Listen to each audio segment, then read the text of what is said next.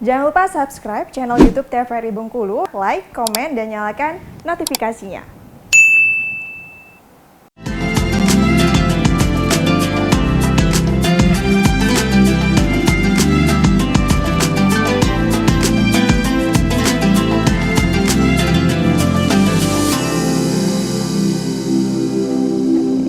Pemirsa, terima kasih tetap bersama kami dalam acara Mutiara Ramadan. Tadi saya ada satu pertanyaan ke Ustazah Bunga Yayan, bagaimana supaya orang-orang atau ibu-ibu yang sedang haid tetap bisa beribadah maksimal untuk mendapatkan Lailatul Qadar. Seperti apa nggak? Ya, bismillahirrahmanirrahim.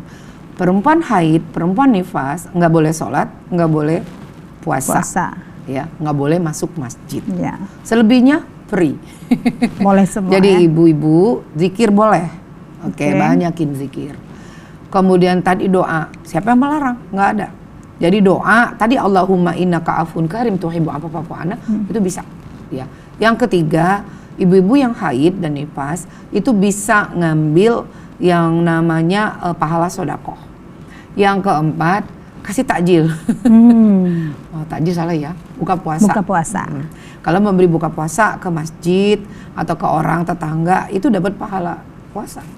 Iya. Kemudian banyak amar ma'ruf nahi munkar. Iya. Sekarang kan banyak kita ngajakin orang berbuat baik ya. Bunga kalau ngajakin ibu-ibu sodako kadang-kadang luar biasa ya. Kayak kemarin kita MUI Provinsi Bengkulu ngadain itu kolaborasi dengan beberapa instansi gitu, dari Telkom, dari Stikes gitu dan gabung gitu. Bisa memberi anak yatim ketawa gitu ya. Bisa beli baju baru gitu. Dan yang Bunga lihat ya, Masya Allah ya, anak-anak yatim tuh pilih-pilih baju koko permisa. Dan yang lucu, Bunga sampai sekarang ketawa ya, ribut minta beli celana dalam. Dia bilang, mak, kolor. Ya Allah ya Rahmana, kata Bunga, si kecil-kecil gitu. Iya. Jadi Bunga bilang, ya Allah saya nggak punya uang banyak. Iya. Saya bisa beramal dengan mengajak orang gitu. Nah, itu dakwah, itu amar ma'ruf nahi munkar juga bagian dari kita dapat pahala jariah di situ. Ya. Jadi jangan males-malesan kalau haid nifas banyak bisa dikerjain. Cuma sholat, puasa sama masuk masjid. Itu yang tidak boleh. Dan ternyata pemirsa tadi saya sempat juga berbincang dengan Bunga Yayan bahwa ternyata tetap bisa ikut ke masjid nanti ke musola ya nggak ya? Pada saat nanti Idul Fitri. Jadi bukan cuma di rumah aja cuci piring ya nggak ya? Jadi gimana? Jadi kalau Idul Fitri ibu-ibu yang nifas dan haid jangan jaga rumah, jangan manasin kuah lontong, jangan motongin kue. Ibu pergi ke musola. Musola tadi ingat ya, musola itu tanah lapang ya, tanah lapang. Nanti ibu dapat pahala dengar khutbah. Jadi sholatnya nggak boleh. Tapi ibu bisa dapat pahala dengerin khutbah. Yang sering, memang khutbah bukan rukun. Iya. Tetapi ingat, beda sama khutbah Jumat ya. Khutbah Jumat kan rukun. Khutbah Idul Fitri bukan rukun. Tapi jangan ngomong. Tuh bunda-bunda, ini pada ngobrol, ngomongin gelamai, ngomongin baju baru. Ribet mukena atau pakai mukena, tetap dengerin khutbah. Nah yang haid maupun nifas boleh, mungkin tidak bergabung di shaf tapi di pinggiran, di pinggir boleh. Jadi silahkan. Kalau Bunga berharap kayak di Jawa itu ya, DKM Masjid itu melakukan yang namanya buat tenda khusus untuk perempuan haid dan nifas, menyediakan makanan untuk anak-anak, snack gitu. Jadi ibu-ibu yang punya bayi, ibu-ibu yang memang lagi haid, nifas duduk di sana. Mereka bisa nyuapin bayi mereka, ada snack juga, nggak boleh ribut gitu ya. Tapi pada saat selesai sholat, si ibu bisa dapat pahala dengar khutbah. Jadi jangan di rumah sebenarnya. Pada saat melangkah aja sunahnya kita berzikir. Jadi kita teriak Allahu Akbar, Allahu Akbar, Allahu Akbar. Itu menjadi saksi tuh seluruh bagian dari batu-batu, aspal semua. Jadi saksi kita berzikir. Di zaman Nabi muter-muter di pasar. Jadi maghrib pada saat udah besok lebaran, maghrib itu udah pada keliling-keliling tuh. Jadi jangan diem. Takbiran lah kalau di kita ya. Jangan diem di dalam mobil pas mau berangkat, jalan kaki, ayo zikir. Karena itu sunnah. Iya sunnah. Makanya itu kenapa pergi pulang beda jalannya. Itu Iya, supaya memang banyak saksi-saksi nanti ya pada di akhirat nanti ya nggak ya. Baik, ini nggak biasanya nih banyak sekali namanya sekarang kan media sosial nggak ya. Jadi terkadang ada hadis-hadis kemudian ayat-ayat yang di-share begitu ya di media sosial dan kita juga langsung men-share ke teman-teman kita. Padahal belum tentu kebenarannya. Nah, kita coba untuk menggali tentang hadis palsu. Bagaimana? Silakan ya. Ya, bismillahirrahmanirrahim. Pemirsa, jadi Bunga berharap dengan penyampaian hadis-hadis bermasalah ini kita bukan berhenti ya, cukup sampai di kita, nggak usah di-share gitu ya. Apalagi dia hadis maudhu, hadis palsu. Ya.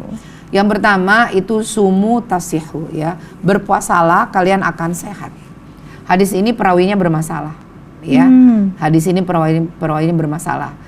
Esensinya orang yang berpuasa boleh tidak puasa kalau sakit. Kalau seandainya hadis ini sahih, sumut tasihu, berpuasalah supaya kamu sehat. Tentu ayat Quran yang lebih tinggi daripada hadis menyatakan, ayo puasa aja biar sehat. Iya, nggak usah berobat lah, ya puasa aja. Iya. Jadi hadis ini keliru ya. Keliru. Jadi hadis ini bermasalah. Kenapa? Karena ada periwayatan Abu Nuaim di Atibun Nabawi. Jadi ada beberapa hadis ini nggak bisa dipakai ya, karena termasuk hadis bermasalah. Oke. Yang kedua, bergembira masuk puasa Ramadan. Ya. Siapa yang bergembira masuk? Ini Bunga pernah dengar loh di YouTube. Ada ustadz yang nyampein itu. Ternyata hadis itu maudhu, hadis palsu. Jadi asik banget tuh ustadz ngutip tuh hadis. Tanpa tahu dari mana tuh hadis. Jadi sampai bercerita dulu ada di zamannya Nabi ada orang Majusi penyembah api. Beliau bilang sama anaknya nggak boleh ganggu orang-orang yang puasa Ramadan karena dia gembira. Nah terus tukang bikin apa ya bahasanya tuh pada saat di akhirat disebutkan dalam riwayat itu si Majusi itu masuk surga hanya karena gembira. Nah makanya intinya hadis ini hadis maudhu, hadis palsu. Jadi mohon tidak pakai yang kata-kata siapa bergembira ya. Ya bahasanya bergembira masuk ke bulan suci Ramadan, Allah akan mengharamkan jasadnya dari masuk neraka. Ya. Jadi seolah-olah cuma gembira doang udah bisa masuk surga gitu ya. Betul. Itu hadis yang kedua ya pemirsa. Yang ketiga, nih awalur rahmah wa aswatu maghfirah wa akhiru itkun minan nar. Ini sering juga dipakai. Apa tuh artinya? 10 hari awal Ramadan itu rahmat, pertengahannya maghfirah, pengampunan, akhirnya pembebasan dari api neraka. Ini palsu juga nggak? Ya, hadis ini ada masalah ya. Jadi hadis ini disebutkan hadis mungkar, temennya maudhu. Jadi gitu. Jadi mohon teman-teman para ustazah, ustadz, kita nggak usah pakai hadis ini ya.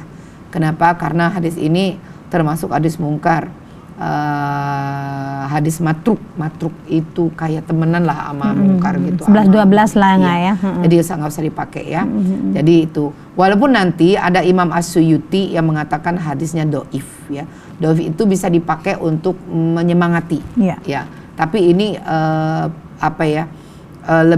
lebih banyak semi palsunya ya, karena disebut matruk. Matruk itu temenan nama maudhu.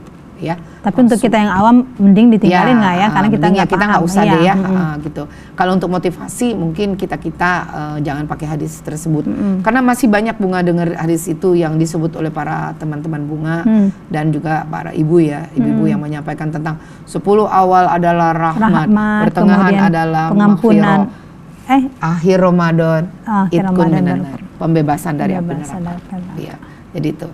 Kemudian tidurnya orang puasa, naumu siyami ibadata wasumtuhu tasbih.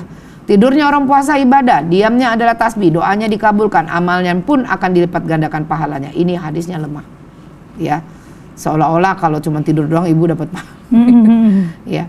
Hadis palsu kata Imam Al-Bahiki, ini juga hadis palsu. Ya. Jadi kalau tidur adalah ibadah sebenarnya enggak ya. Boleh istirahat karena Nabi pernah tidur siang juga gitu ya. Tapi jangan dari pagi sahur sampai lah. Dari habis sahur sampai buko. Jadi nggak boleh ya. Jadi lebih keras lagi Yahya bin Ma'in menyebutkan manusia paling pendusta di muka bumi ini. Dia menyebutkan Sulaiman bin Amr, pemalsu hadis ini. Hadis yang ini justru. Jadi mohon nggak dipakai ya. Ini juga banyak ini bertebaran di media sosial ya. Iya. Ya. Kemudian ada lagi tentang ini hadis Bukhari. Hadis Bukhari Muslim tentang ini bermasalahnya bukan palsunya ya. Ini hadis Bukhari sahih. Tentang bahwa iza dakhala syahrul ramadana futihat abwabul jannah. Jadi apabila bulan Ramadan masuk, pintu surga dibuka, pintu neraka ditutup. Serta setan-setan dibelenggu. Iya. Hadis ini seolah-olah menyebutkan tentang ini sahih hadisnya ya. Tapi apakah kan banyak terjadi ke pembunuhan, pokoknya maksiat ya di bulan suci Ramadan. Ini gimana ceritanya setan ditutup kok masih ada gitu ya. Ternyata itu dibelenggu, disebutkan itu bukan dibelenggu tapi tidak leluasa mengganggu gitu ya. Jadi pendapat yang menyebutkan dibelenggu itu maksudnya tidak leluasa mengganggu. Kenapa? Karena orang dalam kondisi puasa Ramadan itu kan dia kan pertama yang jelas dia lagi ibadah. Iya. Kemudian dia banyak memperbanyak amal-amal soleh. Jelas itu syaitan tidak mudah untuk mengganggu. Dibanding hari-hari tidak berpuasa. Kemudian Rasulullah SAW juga menyebutkan tentang setan itu tidak mampu menggoda orang yang puasa. Ya, kalau orang puasanya benar. Ya. Jadi ini jangan dipakai ya. Kemudian doa buka puasa. Allahumma lakasumtu wa bika amantu wa ala rizqika aftartu bi rahmatika ya arhamar rahimin.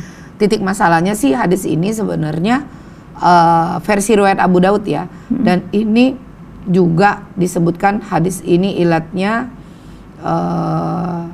tidak punya syafahid, apa sih bahasanya?